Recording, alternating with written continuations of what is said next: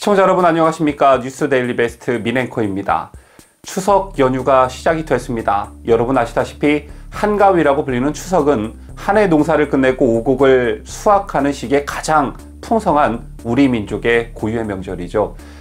그래서 추석날 아침이면 조상들께 차례를 지내고 성묘를 가고 핵곡으로 준비한 제물로 차례상을 차려 추세에 대한 감사의 마음을 조상들에게 전하는 문화를 우리는 꾸준히 이어오고 있습니다.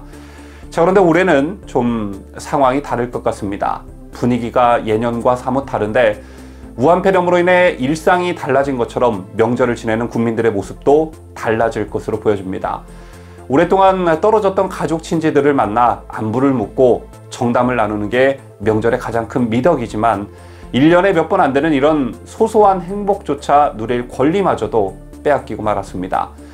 아무리 감염병 확산 방지를 위해 가급적 고향 방문도 부모님을 찾아뵙는 것도 자제하라는 정부의 권고라고 하지만 어딘가 모르게 내가 누리고 있는 자유를 통제당하는 것 같아서 기분이 썩 좋지만은 않은 것 같습니다.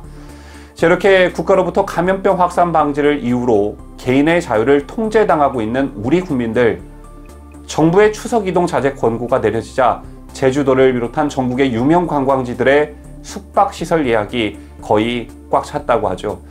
바캉스와 추석의 합성어인 축캉스라는 신조어도 생겼는데 저처럼 우리에게 자유는 너무나도 소중한 가치인 것입니다.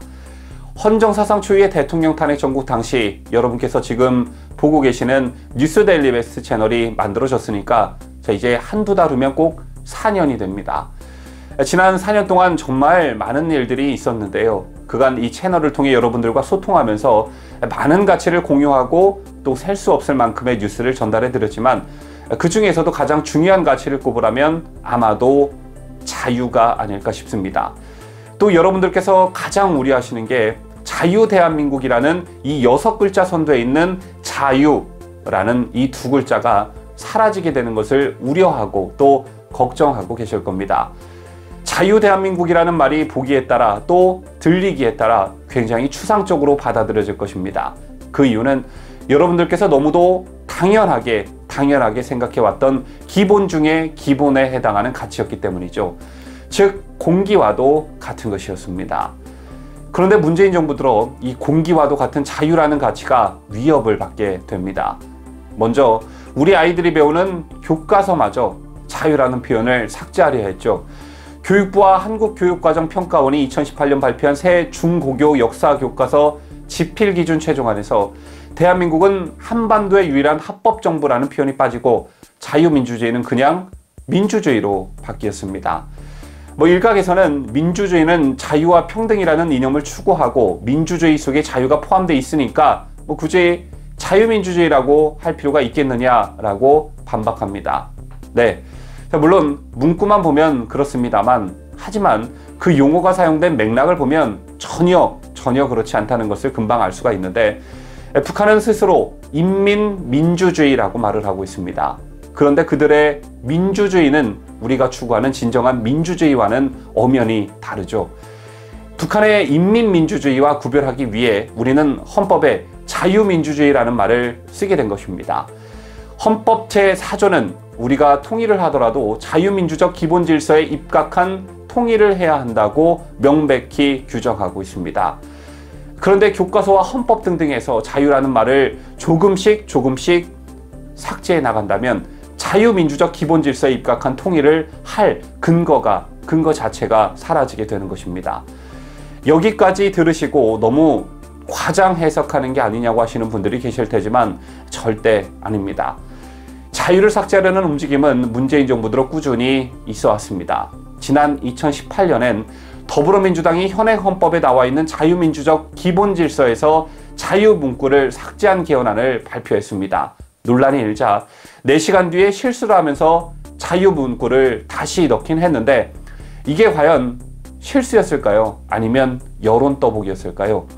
당시 더불어민주당은 이런 개헌안을 마련하기 위해 의원들의 의견 수렴을 거쳤는데 당시 소속 의원들 중 무려 40%가 자유를 빼자는 데 동의했다고 합니다.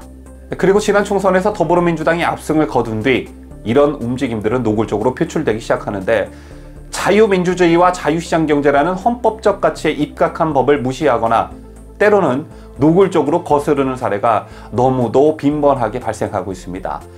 위헌적 법률이 툭하면 발의되는 것은 물론 국회를 통과하기 일쑤인데 법률뿐 아니라 정부의 각종 행정행위 중에서도 노골적으로 헌법에 반하거나 또는 위헌적 요소가 다분한 것들이 한두 가지가 아닙니다.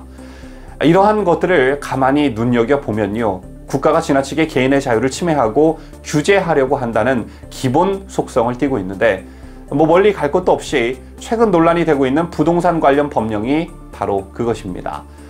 겉으로는 부동산 가격을 잡겠다라는 명분을 내세우고 있지만 정작 중요한 것은 정부가 쏟아낸 온갖 부동산 규제법 중에는 헌법상 국민의 기본권 중 하나인 재산권에 대한 과도한 침해를 포함한 것이 대다수입니다. 뿐만 아니라 상법, 공정거래법 개정안 역시 재산권과 기업활동에 대한 과다한 침해는 물론 자유시장 경제의 근간을 뿌리채 흔들고 있습니다. 불행 중 다행히 헌법의 자유라는 말이 살아있으니, 즉 아직까지 얘네들이 헌법 개정엔 손을 대지 못하고 있으니 위헌 청구 소송 등으로 최소한의 저항은 할 수 있겠지만 차후에 이 근간마저 삭제해버리면 그야말로 속수무책이 되겠죠. 그래서 대한민국 자유시장 경제라는 말이 너무나도 소중한 것입니다. 그런데 현재 대한민국은 중차대한 갈림길에 서 있습니다. 앞서 말씀드렸지만 여권은 지난 2018년 개헌을 추진하면서 헌법 전문에서 자유민주적 기본질서라는 표현을 삭제할 움직임을 보였습니다. 즉, 이들의 정치적 지향점이 자유민주주의가 아니라는 방증입니다. 이런 가운데 국민들의 저항 없이 손쉽게 통제할 수 있는 기회가 생긴 것이죠. 바로 코로나 바이러스입니다. 여러분 잘 아시겠지만 문재인 정부는 방역에 거슬리는 행위는 거의 모두 반사회적 범죄로 규정하고 있습니다. 지난 광복절 집회를 기점으로 이런 기류는 더욱 강해졌는데 코로나 방역을 내세우면서 정치적 반대 세력들을 제거하는 것도 더욱더 손쉬워졌고 방역에 대한 국가적 책임을 특정 개인, 특정 단체에 떠넘기기도 훨씬 쉬워졌습니다. 이런 게 한번 먹혀 들어가자 개천절 집회를 원천봉쇄하겠다고 나서고 있는데요. 자, 좋다. 방역에 초점을 두고 있다면 우리가 국가 방역에 협조하면서 차량 시위를 하겠다라고 하자 이것도 안 된다고 합니다. 자, 그래 알겠다. 다 좋다. 방역 때문에 차량 10대까지는 안 된다고 하니 9대 이하로 줄여서 우리가 차량 집회를 하겠다라고 한 발 물러섰는데도 또 안 된다고 합니다. 자, 도대체 이런 강압적 규제가 무엇을 위한 것일까요? 여러분들 한번 생각해 보셨습니까? 분명 국민의 신체의 자유, 표현의 자유, 집회 결사의 자유와 같은 기본권은 헌법이 보장하고 있습니다. 그런데 이 모든 것을 코로나 방역이라는 이유로 통제하려 들고 있는 것입니다. 그런데 더 큰 문제는 국민들이 이런 정부의 지나친 통제를 아무런 경각심 없이, 경계심 없이, 아무런 의구심 없이 받아들이고 계시다는 점입니다. 코로나 팬데믹은 우리나라만의 현상은 아니죠. 전 세계적인 현상인데 코로나 팬데믹 속에서도 독일, 벨라루스, 태국, 미국 등등 나라에서는 반정부 시위 또는 지나친 코로나 방역 통제에 반발하는 크고 작은 집회와 시위는 계속해서 열리고 있습니다. 이런 바탕엔 모두 자유에 대한 기본적 욕구가 깔려 있다고 봐야 할 것입니다. 시청자 여러분, 혹시 문재인 정권이 가장 무서워하고 겁내하는 것이 무엇이라고 생각하십니까? 이 질문과 관련해 여러 가지 답이 나올 수 있겠지만 문재인 정권이 촛불 집회라는 것을 매개체 삼아 집권 세력이 됐다는 점에 방점을 찍어 생각해 보면 아마도 이들이 가장 무서워하는 것이 반정부 집회일 것입니다.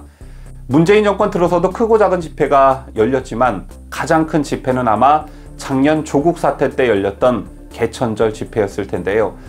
어용 언론도 보도를 안 내고는 못 버틸 정도의 인파가 광화문에 가득 모이자 제 기억으론 한동안 청와대와 여권이 기죽은 듯 별다른 입장을 내지 않고 잠시 위축된 분위기가 감지됐었습니다. 그리고 아마도 제 생각엔 코로나 팬데믹에도 불구하고 지난 광복절 집회에 몰린 인파를 보고 청와대와 여권은 화들짝 놀랐을 것입니다. 그리고 이걸 이대로 방치했다가는 10월 3일 개천절 집회 그리고 문재인 정권 임기 말에 열리게 될 3.1절 집회로 이어지게 될 것이 자명해 보이니까 이대로 방치했다가는 안 되겠다는 생각이 절로 들었을 것입니다. 그래서 집회 주최자들을 구속하고 집회와 관련한 모든 불씨를 싸그리 꺼야겠다는 일념으로 이번 개천절 집회를 원천 봉쇄한 것이겠죠. 저는요, 그 이상 그 이하도 아니라고 생각합니다. 시청자 여러분, 문재인 정권의 코로나를 이용한 지나친 국민 통제와 관련해 너무 가볍게 생각하지 말라는 당부의 말씀을 저는 드리고 싶습니다. 영상 초반에 말씀드렸던 자유를 삭제하려고 했던 저들에게 감염병 방역은 너무나 좋은 도구가 될 것입니다. 자, 물론 세계적 팬데믹 속에 코로나 시대에 국민 개개인이 지켜야 할 새로운 규칙들과 규율 등은 책임감 있는 자세로 지켜야 하는 것이 1000번, 만번 맞습니다만 이걸 정권이 국민 통제의 수단으로 삼지 않는지 유심히 지켜봐야 한다는 말씀을 거듭 재차 강조하고 싶은 것입니다. 얼마 전 우리 국민이 북한군에 의해 해상에서 처참히 살해되는 일이 벌어졌죠. 정말 말도 안 되는 반인륜적 범죄가 벌어졌지만 저들은 코로나 방역이라는 이유를 내세우고 있습니다. 모든 게 코로나 방역이란 이유로 합리화되고 정당화될 수 있는지, 지금 여러분이 바로 그런 나라에서 그런 시기에 살고 있지는 않은지 곰곰이 생각해보는 그런 추석 연휴가 되시기를 바라겠습니다.